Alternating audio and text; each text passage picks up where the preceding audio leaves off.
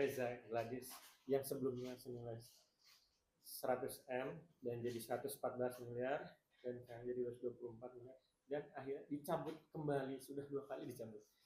Abang melihatnya sebagai apa? Sebagai praktisi hukum seperti apa? Ya, jadi selamat siang teman-teman. Saya berbicara di sini selaku praktisi, ya. Jadi saya mau menyampaikan bahwa saya dari awal, saya ini mantan pengacara Nikita Mirzani. Dari awal saya sudah bilang gugatan perdata itu sebenarnya tidak pada tempatnya.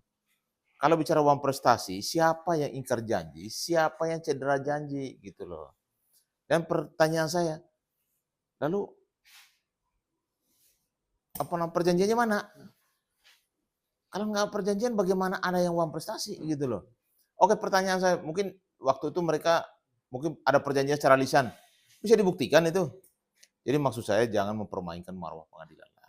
Jangan lucu-lucuan kayak gini. Masuk gugatan cabut lagi, masuk lagi gugatan cabut lagi. Saya dari awal saya sudah sampaikan pada tim PH-nya Nikita. Fokus saja kepada urusan pidananya Nikita, bebaskan Nikita, itu aja. Setelah Nikita bebas, baru Nikita lakukan gugatan. Kan orangnya sudah di luar gitu loh.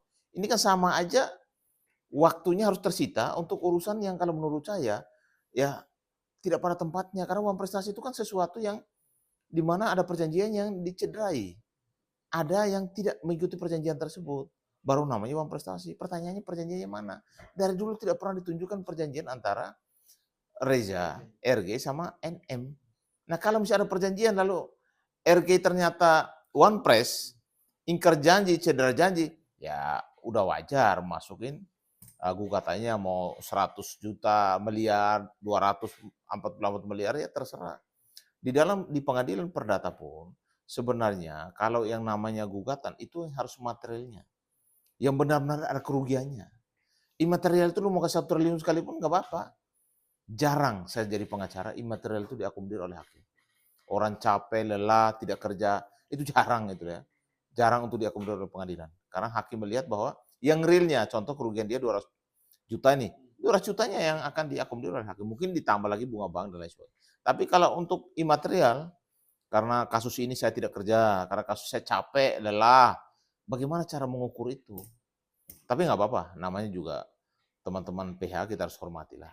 Tapi kalau terkait kredibilitas hancur nama baiknya itu bisa kan bang meminta ganti rugi imaterial sebesar Bisa apapun? kalau Nikita Mirzani bebas murni. Ketika pengadilan menyatakan Nikita tidak bersalah, ya silakan pihak PH-nya NM mengajukan gugatan. Baik itu one press maupun perbuatan melawan hukum. Dan bisa minta berapa saja, nggak apa-apa. Hitung aja nih kita tidak kerja berapa hari. Berapa lama, berapa bulan. Masukin dalam kalkulasi UMR kita kan. Atau kontrak kerja dia yang mungkin dibatalkan karena masalah ini, bisa saja. Tapi kalau bisa divonis walaupun hanya 3 bulan, 6 bulan, tetap bersalah dinyatakan. Tidak bisa untuk diambil langkah hukum perdata gitu. Bang, bicara Niki tidak bersalah, tapi ada saksi ahli bahasa yang menjadi pihak Niki yang meringankan Niki, dia bilang tidak ada kata pemerasan di dalam unsur antara percakapan Niki dengan Reza Gladys. Ini bisa dibilang Niki, abang bisa bilang juga tadi kalau tidak bersalah akan diputus. Kan saya sudah bilang, saya ini pengacaranya Dokter Oki sama Dokter Samira. Saya ini tahu persis komunikasi antara RG sama Dokter Oki. Orang yang ngejar-ngejar untuk bertemu sama Nikita Mirzani, itu adalah RG. Ada kok teleponnya, ada WA-nya berkali-kali ke Dokter Oki. Mana ada bicara tentang apa namanya pemerasan dan juga apa namanya kan ada 2 pasal tuh, bukan TPPO, pemerasan dan pengancaman. Dari mana pengancamannya? Orang dia yang telepon kok. Bagaimana bisa meras? Dua-duanya saling komunikasi. Kalau orang bersepakat, itu undang-undang sudah berlaku di kedua belah pihak. Kecuali disepakati pekerjaan ini, misalnya soal skincare ya kan? Lalu Nikita tidak melaksanakannya, one press dong jadinya. Tapi kalau Nikita soal ITE-nya mungkin saja ITE-nya yang akan terbukti. Kalau pemerasan dan juga pengancamannya saya rasa sangat lemah. Bang, kalau terkait ada dugaan atau indikasi ada Niki saat live di medsos ya, gitu, atau di mana pun bersama dokter Samira atau Wakil. Tapi ini masih dugaan, ini entah video lama atau video baru. Tapi kalau memang di dalam itu sebenarnya tidak boleh memakai handphone kan? Atau gimana sih? Jadi kalau misalnya ada berita ada di media bahwa Nikita live di dalam tahanan, dicek dulu lah. Apakah live yang dulu-dulu atau live per hari ini atau kemarin gitu, atau setelah dia ditahan. Karena namanya orang yang ditahan memang tidak boleh menggunakan handphone. Makanya biasanya ada kunjungan dari keluarga datang ke tahanan untuk menengok dia, berbicara dengan dia, memberikan dukungan, bahkan memberikan biaya dan lain sebagainya di tahanan. Tapi kalau tahanan memegang handphone, memang nggak boleh. Itu keras, itu nggak boleh. Kalau sampai itu terjadi, ya petugas yang di rumah tahanan tersebut harus dihukum. Karena itu kan udah jelas-jelas melanggar aturan SOP daripada lapas atau tahanan tersebut gitu. Hukumannya apa Bang kira-kira yang bisa kena? Ya paling kena Kalau hukum, benar terjadi. paling hukuman administrasi. Pangkatnya diturunkan atau mungkin dipecat gitu. Karena kan jelas-jelas sudah melanggar SOP yang ada di rumah tahanan ataupun di tahanan tersebut gitu. Bang, tapi bicara terkait Niki juga, tim PH-nya juga merasa meyakini Niki bisa bebas sebelum bulan Desember nanti. Abang melihat Saya punya keyakinan itu juga. Kenapa? Abang Ya karena menurut saya 2 pasal yang pemerasan, pengancaman itu sangat lemah. Tapi kalau ITE-nya kan ancaman hukumannya kan di bawah setahun. ITE dia ditahan kan sudah hampir berapa bulan nih? 8 bulan. Jadi kalau memang divonis di bulan 11, kalau misalnya dia bersalah karena melanggar undang-undang ITE kan, ya pasti divonis sesuai dia masa tahanan ya langsung pulang lah. Tapi kalau untuk pengancaman dan pemerasan itu kan ancaman hukuman 20 tahun. Kalau itu terbukti tidak mungkin pulang. Kenapa Abang bisa meyakini kalau itu tidak ancaman tadi? Bukan tidak meyakini, tapi menurut saya lemah. Iya, apa yang buat Abang? Iya kan menurut saya kan pengacara Dokter Oki. Bagaimana orang mengancam si korban yang telepon terus minta ketemu Nikita. Bagaimana dibilang meres? Kalau duitnya diserahkan masih tawar-menawar dan 5M jadi 4M. Bagaimana cara merasnya? Tapi bisa ada nego-negoan Bang, negoan dari 5M jadi 4M. Ya artinya bukan meras dong. Berarti ada pekerjaan harus disepakati angkanya. Kalau angkanya tidak sesuai, ya wajar dong Nikita minta angka 5 kalau memang pekerjaan endorsement tersebut. Karena memang Nikita kan memang kelasnya mahal itu loh. Tapi ada kata-kata uang tutup mulut. Itu membuat tutup mulut siapa? Untuk kalau buat Niki, kasih aja uang tutup mulut kata dokter Oki kan gitu kan. Nggak ada. Nggak ada omongan dokter. Nggak ada. Ya dia boleh ngomong begitu, faktanya nggak ada kok. Kan dokter Oki membantah itu. Tidak ada dia ngomong tutup mulut, nggak ada.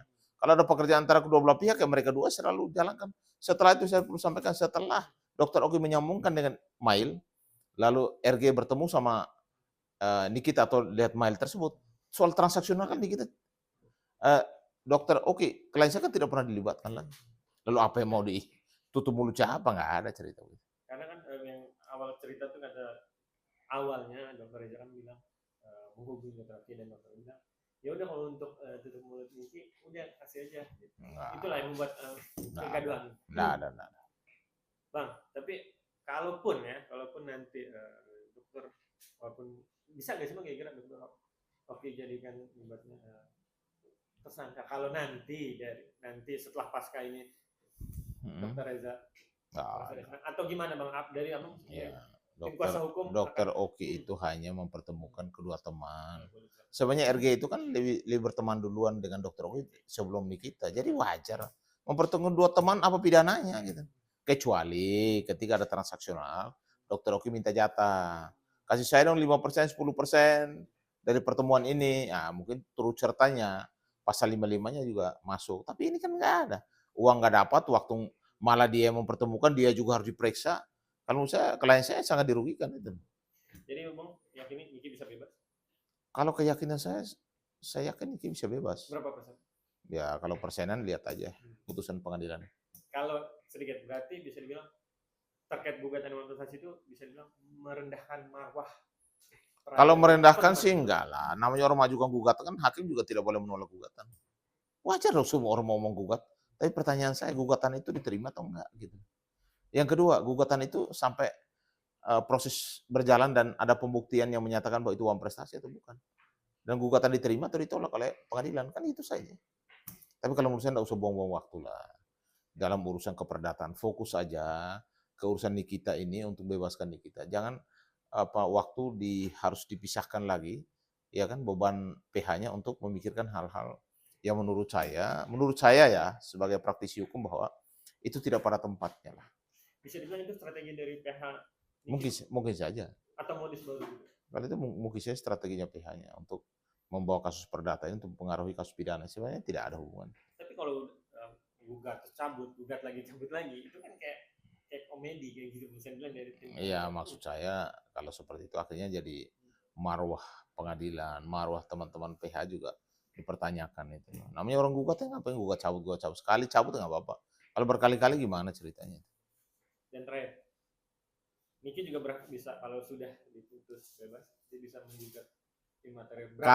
Kalau bebas murni, tapi kalau dia tetap dihukum, walaupun sehari, 2 hari, sebulan, 3 bulan, ya namanya juga orang bersalah kan. Tidak bisa lagi menggugat apa-apa lagi. Apa yang mau digugat? Memang kau bersalah, apa yang mau digugat? Kecuali Nikita divonis hakim bebas murni, tidak bersalah, melakukan tindak pidana.